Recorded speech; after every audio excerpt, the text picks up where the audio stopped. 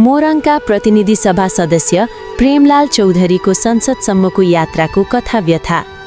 कृषक मजदुर परिवारमा जन्म, कृषि कर्म गर्दै र आमाको चिउरा कुटेर बेच्ने पेशाबाट व्यवस्थापन विषयमा स्नातक अध्ययन पूरा।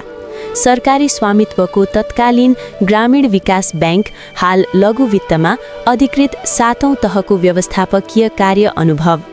कार्यरत अवधिमा व्यवस्थापन संकायको वित्त व्यवस्थापन विषयमा स्नातकोत्तर उत्तीर्ण।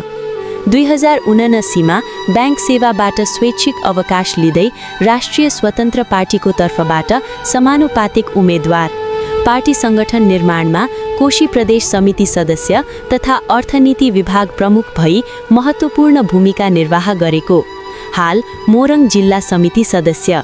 2082 आम निर्वाचनमा कोशीको सन्देश सुदूरपश्चिममा र सुदूरपश्चिमको सन्देश कोशीमा सन्देश यात्रा सहयोगी कृष्णराज चौधरीको साथमा सम्पन्न गरेको। 2082 को आम निर्वाचनमा राष्ट्रिय स्वतन्त्र पार्टीको तर्फबाट समानुपातिक प्रतिनिधित्व प्रणाली मार्फत संसद निर्वाचित। पार्टीले राज्य सञ्चालनको लागि क्याबिनेटमा जुनसुकै कार्यकारी भूमिका दिए जिम्मेवारी पूरा गर्न तयार।